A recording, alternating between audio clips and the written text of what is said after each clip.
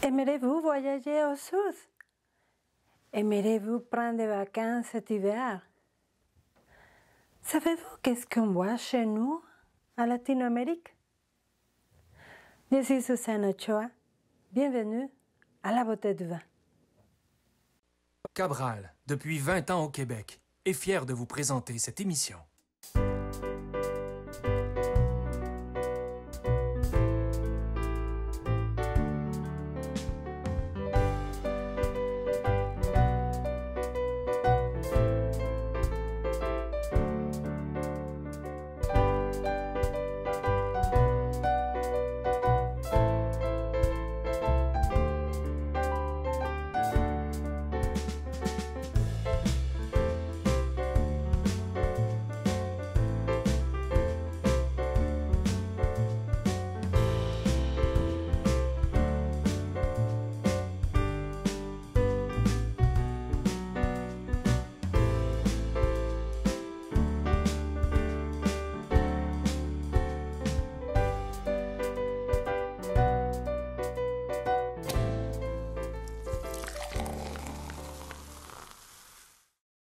L'épisode précédent, nous avons parlé des cépages, tous les cépages qui sont dans toute la planète.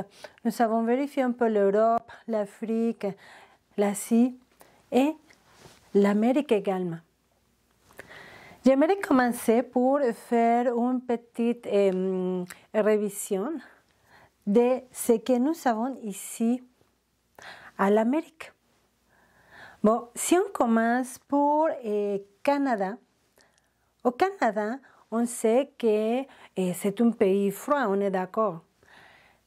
Ce qu'on va trouver comme cépage, c'est les Cabernet Sauvignon, les Cabernet Franc, le Pinot Noir, le Pinot Meunier et beaucoup de Merlot également.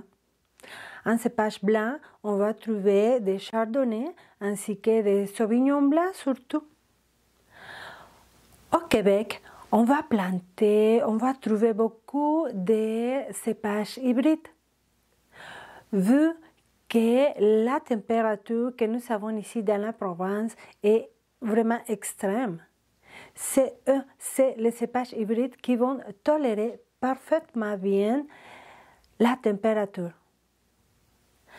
Comme cépages hybrides, on va trouver les Vidal, les Saint-Pépin, les Seyva blanc, les Frontenac blanc, les Frontenac gris et les Vendange en cépage blanc. En cépage rouge, on va trouver les Frontenac noirs par exemple, on va trouver la Marquette, on va trouver les Maréchal Foch, les Seyva noirs et les Saint-Croix, que c'est un cépage exquis vraiment. Aux États-Unis, ce que nous avons aux États-Unis, c'est surtout les Cabernet Sauvignon, mais un cépage très représentatif de la Californie, c'est le Zinfandel. On va trouver également des Merlot, des Pinot Noir, que les États-Unis, surtout l'État d'Oregon, va nous donner des Pinot Noirs assez corpulents et avec beaucoup de présence et un Pinot Noir vraiment exquis. Donc, aux États-Unis, c'est plus New York, Washington, Oregon et la Californie qui vont nous donner plus de vin. Cependant que presque dans tous les pays, presque tous les États des États-Unis plantent de la vigne, mais c'est plus le Washington, New York, la Californie et Oregon qui sont les États de production de vin. Là, on va trouver les Cabernet Sauvignon, les Zinfandel surtout, et le Pinot Noir, le Merlot, les Syrah, et on va trouver une grande variété de cépages aux États-Unis. En blanc, on va trouver beaucoup de Chardonnay, beaucoup de fumé blanc. Le Chardonnay, ça sera toujours beaucoup plus rond, beaucoup plus aromatique, beaucoup plus fruité que des autres pays. Au Mexique, ce que nous avons au Mexique, c'est vraiment une grande variété de cépages. On va trouver des Pinot Noirs, on va trouver Malbec, on va trouver Pinot Meunier, on va trouver Merlot, on va trouver Gamay, on va trouver Touriga National même, Nebbiolo même. On va trouver beaucoup de cépages en blanc également, sur les Chardonnay, les Sauvignon blanc, les Riesling, et les Pinot blanc, les Pinot gris, et l'Uni blanc. On va trouver beaucoup de variétés de cépages au Mexique. Mais est-ce que vous savez qu'est-ce qu'on boit chez nous, ici, à Latino-Amérique?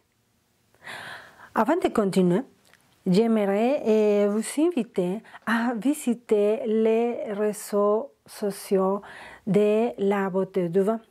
Bon, on va commencer pour Facebook, la page Facebook, c'est la beauté du vin. Vous allez trouver toutes des nouvelles, tout ce qui se passe avec la beauté du vin, les suggestions de vin dans les journaux, les émissions de télévision par exemple, et vous serez au jour de toutes les nouvelles. Si on va à labeautéduvin.com, là vous allez trouver des belles chroniques, et si vous aimez lire, vous allez trouver le parcours de la beauté du vin, vous allez trouver beaucoup d'albums, de photos, des événements mais vu la pandémie, on était arrêté, mais là, ça vient. On va avoir beaucoup plus de contenu. Vous allez trouver également qu'est-ce que fait la beauté du vin. Donc, la beauté du vin fait la production d'émissions de télévision. La beauté du vin fait la couverture des événements à niveau national ainsi qu'à l'international. Et la beauté du vin fait des dégustations, fait des soirées corporatives, et on fait les 5 à 7, on fait les vins fromage, tout en beauté, tout en amitié, tout en musical. Vous allez trouver également dans labeautéduvin.com un petit onglet qui dit Magazine. Cliquez là et vous allez avoir une belle surprise. Nous avons maintenant thebeautyofwine.com. Ok, là, on vient d'ajouter un nouveau site. Thebeautyofwine.com, c'est simplement un magazine. Un tout nouveau magazine que je viens de créer, je viens d'élaborer. The Beauty of Wine est un magazine multiculturel et multilinguistique. Donc, il y a juste des professionnels, il y a juste des personnalités de partout la planète. C'est un magazine qui est écrit en plusieurs langues. Donc, vous allez trouver l'espagnol, le français, l'anglais, même le japonais et l'italien. On va voir beaucoup plus de langues prochainement. Donc, visitez labeautéduvin.com. Là, vous pouvez traduire tous les articles. Donc, si vous aimez un article en italien, vous pouvez le traduire en français. Vous pouvez le traduire en anglais. Vous pouvez le traduire en espagnol même.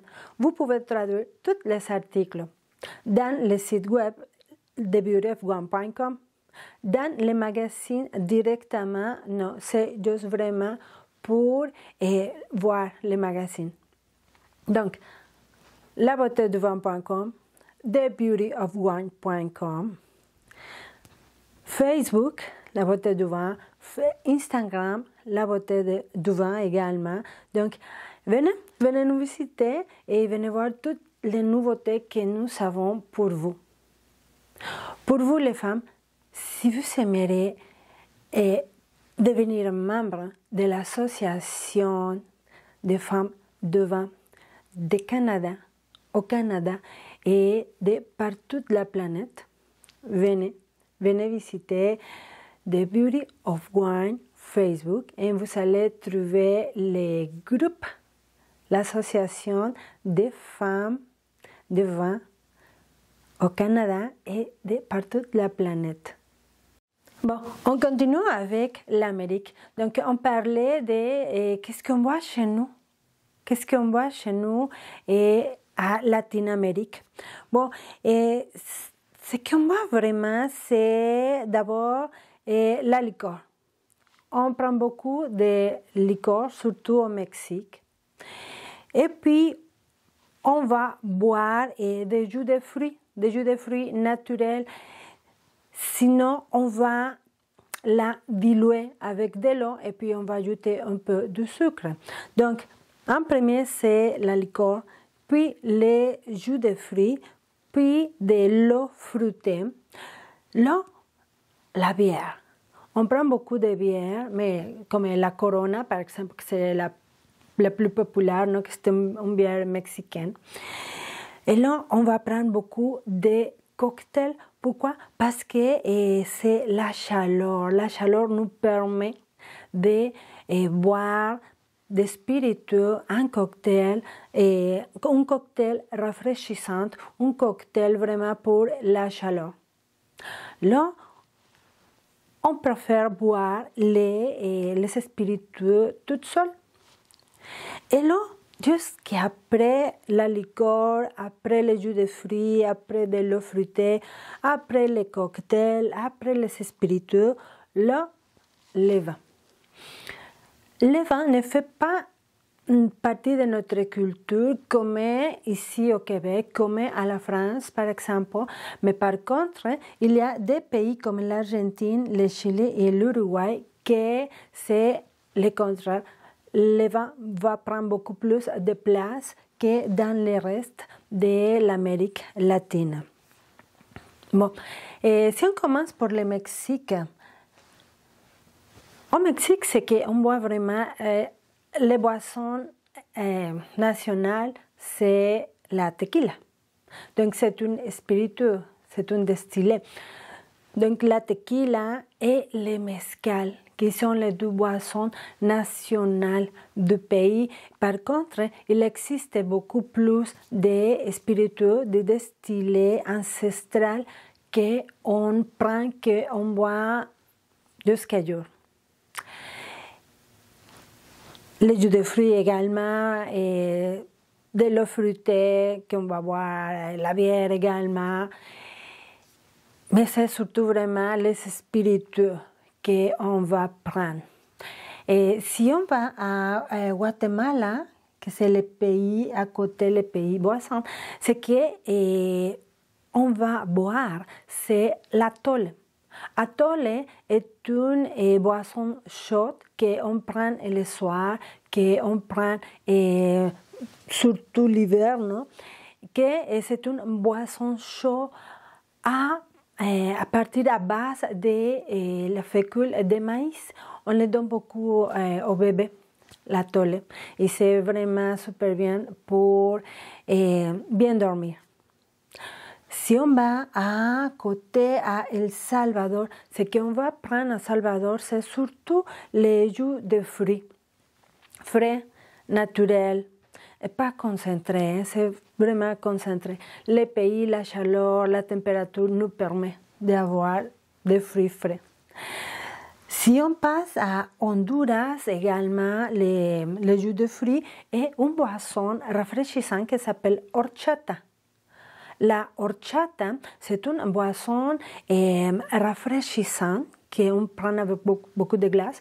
C'est une boisson à base de riz blanc et de cannelle, avec un peu de sucre, avec de la glace. C'est pour tous les jours.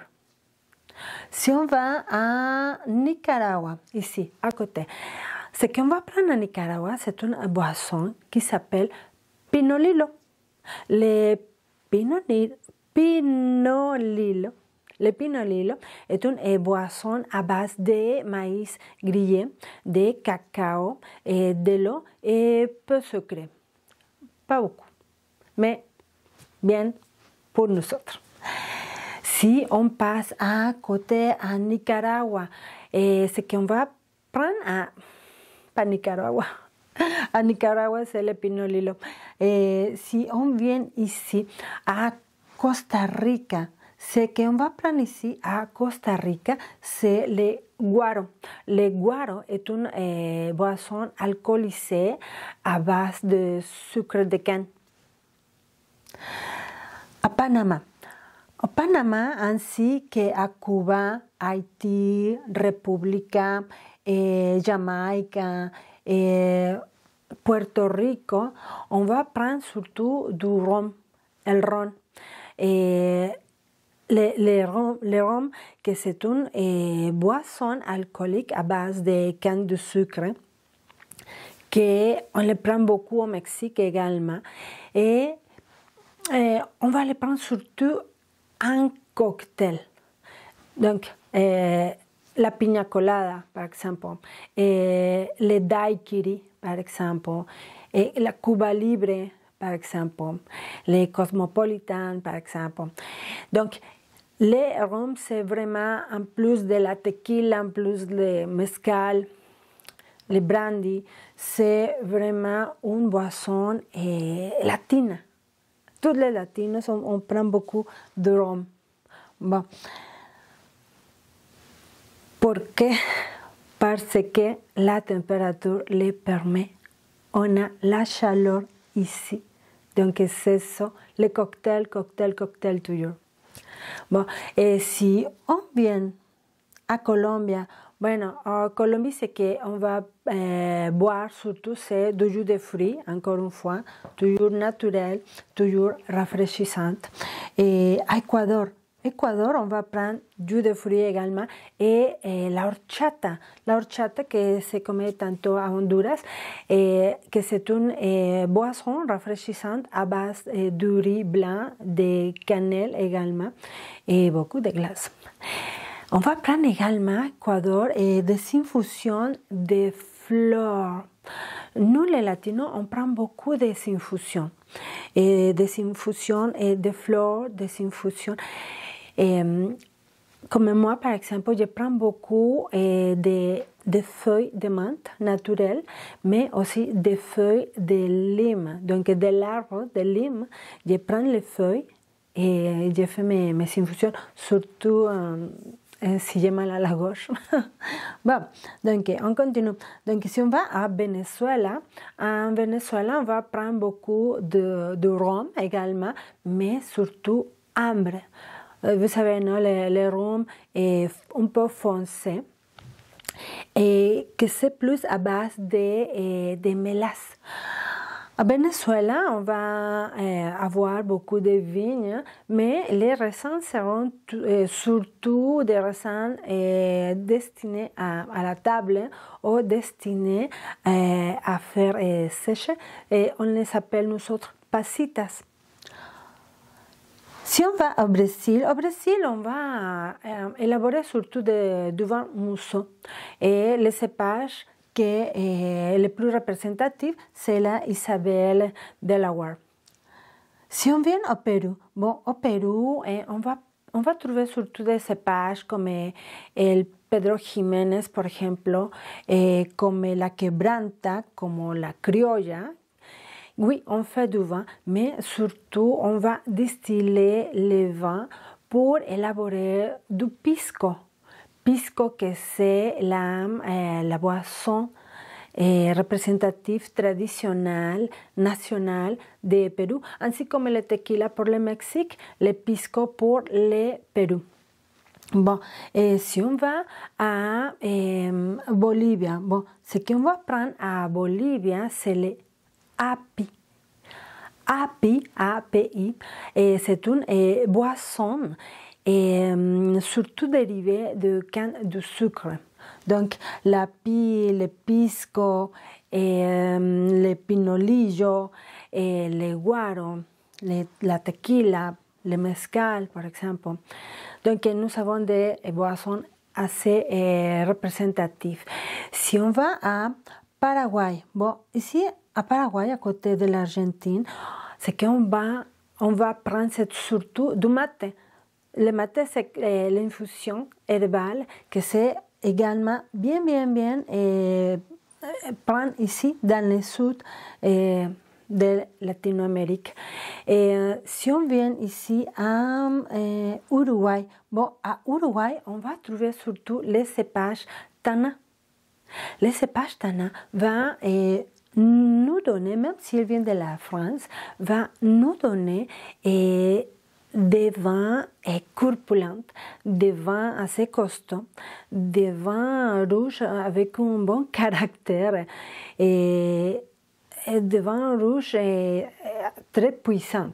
Donc, les Tana, c'est le cépage idéal pour chez nous ici au Québec pour la chasse, pour les viandes fortes.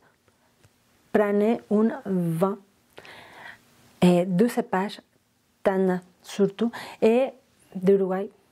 C'est vraiment fantastique. Bon, et puis si je viens à l'Argentine, bon, à l'Argentine, ce qu'on va prendre, c'est le maté. Mais l'Argentine, c'est un pays vraiment vinicole, ainsi que comme Uruguay, comme Chili. Ce qu'on va trouver à l'Argentine, c'est les cépages Malbec, les représentatifs, et Bonarda, le doux en rouge. En blanc, on va trouver les sémillons, les chardonnays, les sauvignons blancs, les chenin blancs et un cépage très très très parfumé que moi je dis que c'est comme un cépage pour les femmes parce que c'est tellement parfumé, tellement de bouquets de fleurs que c'est les Torrontés. Donc si vous avez la chance, si vous aimez les parfums, vraiment prenez un Torrontés de l'Argentine, vous allez l'adorer. Au Chili, bon, au Chili, que c'est un pays vinicole et c'est un pays qui nous offre des vignes en santé, que c'est un pays qui nous donne beaucoup de vins bio et éco-responsables. Donc c'est un pays vraiment qui fait beaucoup d'attention concernant l'environnement. Ce qu'on va trouver au Chili comme cépage, c'est le Carmener, que c'est les cépages emblématiques du pays. On va trouver le Merlot, on va trouver le Cabernet Sauvignon, on va trouver le Pinot Noir également. Et on va trouver El País, un cépage, qui est un des premiers cépages plantés au Chili, le Pays ou la Mission. Et en blanc, on va trouver Chardonnay, on va trouver Sauvignon blanc. Mais c'est un pays 100% de confiance. Un pays 100% bio, un pays vraiment éco-responsable, un pays qui a beaucoup de compromis vers l'environnement. Donc, en gros, ce qu'on va prendre, c'est vraiment des cocktails. Oui, nous avons nos boissons nationales, le tequila para México, el mezcal para México, el pinolilo por Nicaragua, el guaro por Costa Rica, el mate por Argentina, Paraguay, ¿no? El ron por Cuba, por República Dominicana, el api por la Bolivia, Pérou. Avant d'oublier, à Pérou, en plus de pisco, on va prendre également le thé de coca. Oui, la coca, oui, de thé de coca, parce que ici, surtout à Cusco, je pense qu'on est à une altitude de 3400 mètres au niveau de la mer. Donc, également, on va prendre des infusions de coca et des fois, on va mordre les feuilles de coca également. Bon, donc on va passer aux suggestions.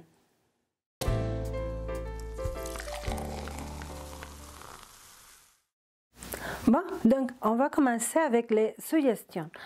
Ma première suggestion d'aujourd'hui, c'est Domaine La Suffrène 2020. C'est un vin qui provient de Bandol.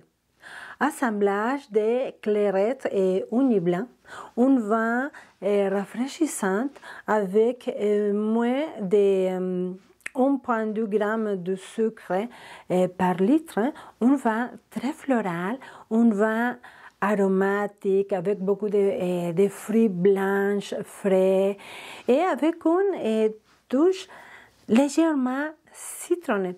C'est un vin sec, c'est un vin aromatique, c'est un vin rafraîchissant, c'est un vin élégant. Je continue avec son frère. La Suffren, mais en rouge. La Suffren 2014. La même appellation, Bandol. Et il s'agit d'un rouge et d'un assemblage de Mourvèdre, Grenache, Cinsault et Carignan. Donc, vous allez trouver un vin sec, un vin costaud, un vin épicé avec les tanins présents, un vin fruité, élégant et beaucoup de fruits confits, des fruits noirs confits comme la prune par exemple. Vous allez trouver un vin sophistiqué, un vin idéal pour les viandes rouges, pour les fromages forts et un vin que je vous propose de garafer 1 heure avant de servir. Bon, on va avec un autre rouge. Cathédrale. Cathédrale réserve de l'appellation d'Ao au Portugal.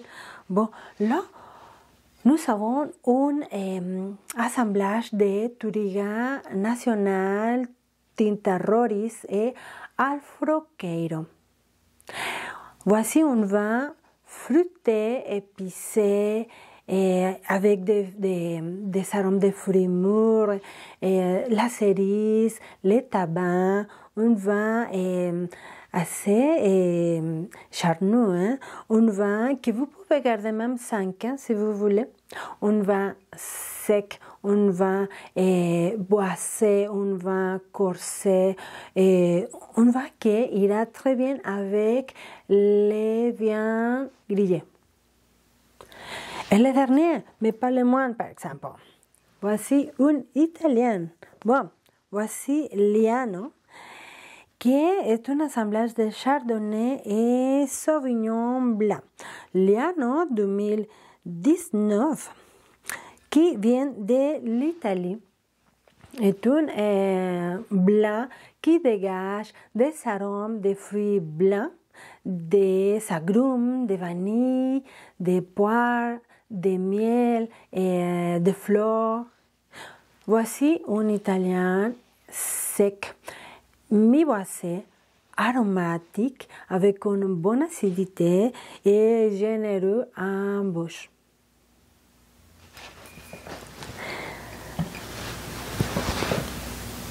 Merci beaucoup pour cette émission. À la semaine prochaine. Cabral, depuis 20 ans au Québec, est fier de vous présenter cette émission.